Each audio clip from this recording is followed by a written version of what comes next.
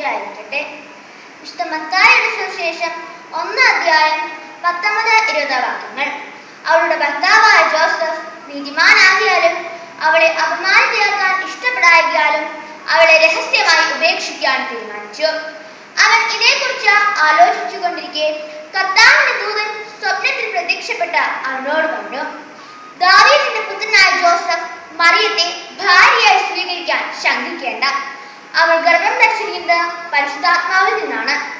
ഇവിടെ നാം കാണുന്നത് നീതിമാനായ യോസേപ്പിനെയാണ്. ദൈവപിതാവ് തന്റെ പൊന്നോമനെ സംരക്ഷിക്കാൻ തിരഞ്ഞെടുത്തത് മരപ്പണിക്കാരനായ യോസേപ്പിനെയാണ്.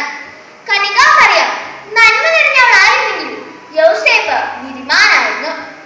വിവാഹ നിശ്ചയം ചെയ്തിരിക്കെ ഗർഭിണിയായി കാണപ്പെട്ട മറിയത്തെ എല്ലാവരും കുറ്റപ്പെടുത്തിയപ്പോഴും പരിഹസിച്ചപ്പോഴും വേദന ഉള്ളിലൊതുക്കിയ ജോസഫ് ഒരിക്കലും മറിയത്തെ കുറ്റപ്പെടുത്തുകയോ വേദനിപ്പിക്കുകയോ ചെയ്തില്ല. താങ്ങാനാവാത്ത വേദന സഹിച്ച യോസേപ്പിന് ദൈവദൂതൻ ദൈവത്തിന്റെ പ്രവർത്തനം വിവരിച്ചു കൊടുത്തപ്പോൾ സത്യം പറഞ്ഞ യോസേപ്പ് ദൈവത്തെ സ്തുതിച്ച് കന്യകാ മറിയത്തെ ഭാര്യയായി സ്വീകരിച്ച ദൈവഹിതം നിറവേറ്റി.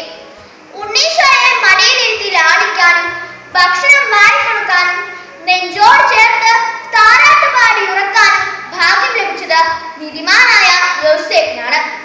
നമുക്കും അർഹതപ്പെട്ടത് മാത്രം സ്വീകരിച്ച് അർഹതപ്പെട്ടത് എല്ലാവർക്കും നൽകി ദൈവത്തിന്റെ ഇഷ്ടം നിറവേറ്റി നീതിയോടെ ജീവിക്കാം.